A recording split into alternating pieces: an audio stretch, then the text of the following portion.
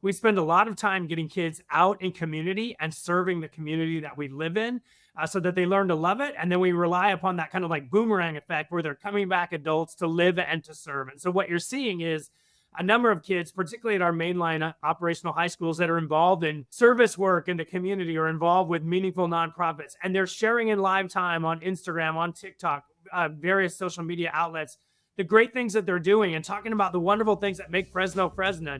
You're listening to the smartsocial.com podcast. I'm your host, Josh Oakes. This is our District Talk segment where we interview district leaders to learn how they're keeping students safe on social media so those students can someday shine online. Now, let's get back to the interview. My name is Dr. Bob Nelson. I'm actually the superintendent of schools of California's third largest school district. That's Fresno Unified. 72,000 kids and 106 schools in Central California. It's wonderful to have you here, Superintendent. I've got a series of questions that I'd love to get your insight on so that we can lead other school districts nationwide through some of your successes, maybe some of your learnings. I'm so pumped you're here. I want to dive into that first question. What is your biggest accomplishment as a district over the past 1 to 4 years? You know, it's exciting to lead a district of this size, and it's super complex, but there's a lot of things I'm really proud of, not the least of which is we've kind of created a college-going culture. The narrative was that we were not a college-going culture, but to date, now we have a new program called Bulldog Bound. In Fresno, you kind of go to Fresno State. That's our institution of higher learning. And so now every kid that has a C average and does the course-taking pattern, what we call in California A through G requirements, they're guaranteed enrollment. So last year, for the first time, we actually got 2,150 of our seniors accepted into Fresno State. And if they all matriculate and go there, it'd be a third of the entire incoming freshman class of the school where we are closely affiliated. So super excited about that. We also have a foundation now. So if collegiate dreams are not available to kids because they just can't afford it, we have $20 million in a foundation now to help make collegiate dreams come alive. We donated about $700,000 in scholarships last year. And so just the interest on that 20 million alone, thanks for a super generous gift from a benefactor, allows us the opportunity. There are no barriers now. Now you're guaranteed enrollment if you manage yourself, and you're guaranteed the opportunity to have it funded if you get in. So we're excited about that. I love how you're thinking downstream. Your current role as a leader is about getting them to the next step in their life. Just love that mindset. I think other districts are nodding their head in agreement, going, yes, isn't that our goal? That's great. So the next question I have for you is a little bit about safety. Even though we're not going to be negative on the podcast, we got to talk about the elephant in the room, which is social media. What advice might you have for other school districts who might be dealing with a social media issue that originated on a social media app, but then creates a very real problem on one of their campuses? Yeah, I think we have dealt with that type of issue. One of the things people are like, oh my gosh, you spend all of this time chasing down social media threats. But the advantage of that actually is we're pretty effective with it in our relationship with our local law enforcement agencies. And folks should realize, like, when you commit a social media threat, gone are the days of the anonymous phone call coming into the office. Now it's immediately trackable back to the source. And we've had a pretty successful journey. I'm not thrilled that we're catching kids and having them arrested. That's no great thing to be thrilled about, but it is a good learning lesson to make sure, like, hey, you have to maintain your online brand and people are going to know it's you. So to prepare you for the world of work that doesn't exist, to get you ready for 21st century learning in a world that is yet to come, like, our responsibility as educators is to prep you for that world. So knowing that social media threats are a real thing, that they are in fact trackable, and that, you know, we prosecute people to the fullest extent allowable under the law. Those are actually good lessons for kids to know and be able to understand. You know, what I'm really hearing, and I couldn't be more in agreement with you, Superintendent, and I think all of our district leaders nationwide are in agreement. There's kind of two things you just said without saying it. I love where you're going. Do you have an online brand or do you have an online trail of evidence?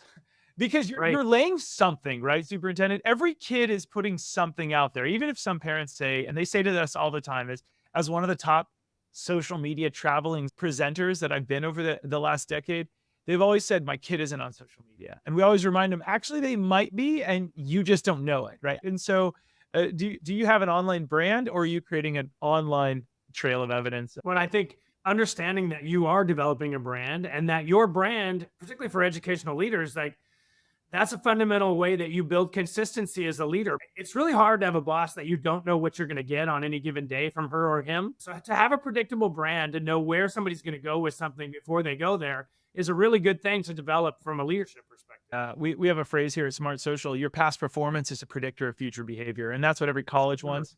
I used to work at Disney. That's what Disney and some of the world's biggest brands want. So that we're trying to pave the way for kids to work on. And they're just looking at, is the past a predictor of the future? And if it is, and it's clear, they're excited about that typically. So let's do this. Let's move into the positive branding side if we can. Superintendent, can you provide some examples of how maybe a few of your students have used their social media in a positive or productive way that may have benefited themselves or the community? Yeah, one of the things that's quintessentially Fresno and really critical is if you're really smart in our community and you're going to be a doctor, for example, you're going to leave our community at some point because we don't have any facility that trains physicians. So we spend a lot of time getting kids out and serving the community that we live in, so that they learn to love it. And then we rely upon that kind of like boomerang effect where they're coming back adults to live and to serve. And so what you're seeing is a number of kids, particularly at our mainline operational high schools, that are involved in service work in the community or involved with meaningful nonprofits. And they're sharing in live time on Instagram, on TikTok, various social media outlets, the great things that they're doing and talking about the wonderful things that make Fresno Fresnans. Nobody's harder on Fresno than Fresnans, quite frankly. Like, it's just not a municipality to be from in California that draws a lot of water. So to have kids who grew up in an area that they know and love and are willing to share and tell that story in live time is a beautiful thing for the kids of the Central Valley. Yeah, that's great. And it's true across the country too. Some communities might have the best of people, but then not too far away is an economic engine where people go there and hopefully come back to serve the community. So I think that's normal. Let's talk a little bit more about that engagement that you're kind of talking about coming back. And let's talk about the parents, because I think nationwide, the superintendents we meet with, where this is essentially 127 or 128th episode of this District Talk podcast, we talk a lot about engaging parents, because if we can get parents on the same page, we can work with them to build great, resilient kids that are positive online, doing great things in the community. So my question for you is, what are your suggestions for other school districts to increase parent engagement? A follow-up question in there: are there any specific channels or events that get the biggest turnout for parent engagement? One of the things that's worked really well for us in Fresno Unified is we established something called the Parent University. And it's actually staffed with paraprofessionals who are really like in touch with and have spent time in our classrooms. So they kind of have street cred in terms of what goes on.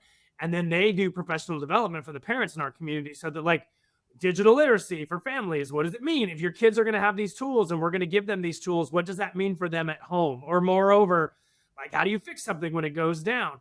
Or what is filling out the FAFSA, heaven forbid? Even for people of privilege, that's a really tough tool to be able to navigate, like, collegiate attainment. And so how do we demystify and break down some of the systemic barriers that exist in American education systems so that parents feel like they're digitally native? And then we can actually recruit them to be volunteers in our schools, right? We know the reality. Parents is a kid's first teacher, and we are secondary participants in that. But my word, in every situation where we work collaboratively hand in glove, those kids thrive.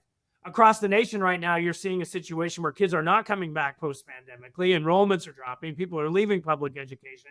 And the answer to solving all of that is a really robust parent engagement process and being actively collaborating with parents in live time every day across all of the aspects of schooling. And I should say, we do a lot. Post-pandemically, schools do a lot. We're the police, we're the counselor, we are the mental health support provider, we are primary physician, we do everything. So being in collaboration with families is more critical than it ever has been. I like to say as well, your principals, your counselors, the district are also firefighters. They're putting out the social media fire. They're detectives trying to figure out where did it come from, what caused this.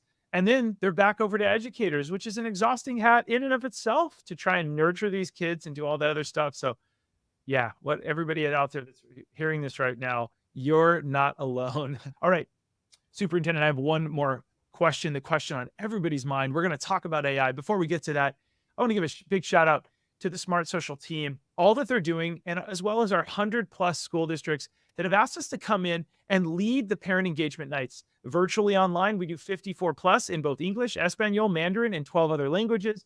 We have teens in the program. So we have real teen voices, real tactical tips. There's no shame in all of our events. and we distribute the load nationwide because heaven forbid, we don't want to hear from another parent saying, oh no, the TikTok safety speaker that flew to our community, I missed that event. And therefore, I'm just going to wait another year. I'll let my 7-year-old be on TikTok alone. That would be devastating if parents didn't know how dangerous it could be at a young age. So thank you to the amazing team that we have here all over the country that's distributing the load at Smart Social to keep kids safe so they can shine online in all of our things. And then also to the premium parent newsletter they're putting together. We've just seen some incredible stuff. All right, we're back to the program. Superintendent, this is the hottest topic everybody's talking about. I want to get your insight into this. District leaders all over for the last year and a half have been just raving over this, but also scared of it. The topic is AI. How is your school district approaching AI tools like ChatGPT, Gemini, and Claude? I think first things first, we can't bury our heads in the sand and pretend that these tools are not there. Our job is to responsibly teach kids to use the tools we provide for them or that the world provides for them, and acknowledge that the world we're preparing kids for is a world of work that we ourselves can't really conceptualize right now, right? They're probably closer to it in real life time than we are. As additional artificial intelligence has come online, we are just working to make sure that we blend it in within the curriculum that we use right now. So you can use ChatGPT, for example, to help you write a paper, but you got to cite your sources. I mean, we're really talking about the lessons of garbage in, garbage out, or quality inputs create quality outputs, right? We're going to use the tools in the most responsible way we can. Now, we're also making the plane as we're flying it. So we are part of a consortium in the Council of the Great City Schools where we're working together with AI leadership in both the private and public sector to figure out what is this going to impact going to be on schools and how should this look and feel and how do you assess these tools. And so we're trying to take both a short-term and a long-term view of it, knowing this is not going away. We can't pretend we're not going to utilize these tools. We don't want to sequester kids from things that could potentially help them. Yeah. But we want to do it in a way that actually demonstrates their knowledge, skill, and ability too. So how do you assess it? What do you do to cite it? And so talking about from both an academic and a personal perspective, how to utilize those tools. It's an exciting time. On a personal note, I'll probably never go back to not using ChatGPT as a source supporter for the fundamental things that I do every day. It is changing the world of work in live time, and that's not something to be scared of. It's something to be embraced responsibly. So well said. I like that because over the last year, it has been scary for some districts, and they've said, oh no, we're going to tell kids don't ever use it. It's a cheating machine. And we have seen so many students say, we've never used that. We'll never use it. And it's just heartbreaking on the inside because that tool really can help them with their future. Just like a calculator. Imagine we said, don't ever use a calculator 30 years ago. And kids went, I'll never use one. I promise. Oh no, that's devastating because it can be so helpful. I really want to thank you. I love what you're saying. Thanks so much for joining us here today. It's been my honor. Thanks to all the people at Smart Social who are helping our kids realize that there's another side to this, that they can present a brand that they can be proud of throughout their life and utilize tools that are available to them. So thank you. Thank you, Superintendent.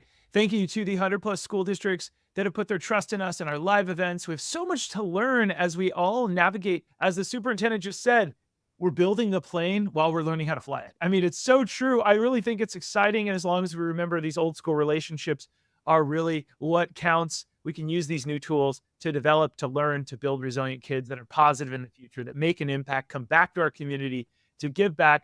We're so excited at smartsocial.com. I want to remind all the parents, if you're in our program, remember to keep it light, bright, and polite, as the title of my book says, because our kids are watching us online. We'll see all of you on the next episode. Have a great rest of the day. Thanks for listening to our smartsocial.com podcast. I'm your host, Josh Oakes. This was our District Talk segment where we interview school district leaders to learn how they're keeping students safe on social media so those students can someday launch into their future by shining online.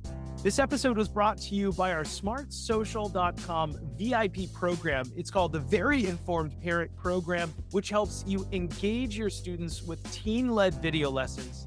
Stay one step ahead with our premium parent newsletter and discover hidden features on trending apps on teens' phones and our 54+ live parent and student-friendly events every single year.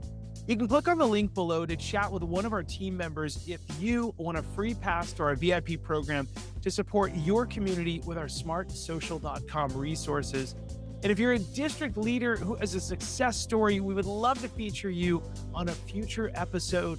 You can click the links below to reach out. Thanks so much for listening, and we look forward to seeing you on the next episode. Have a great day.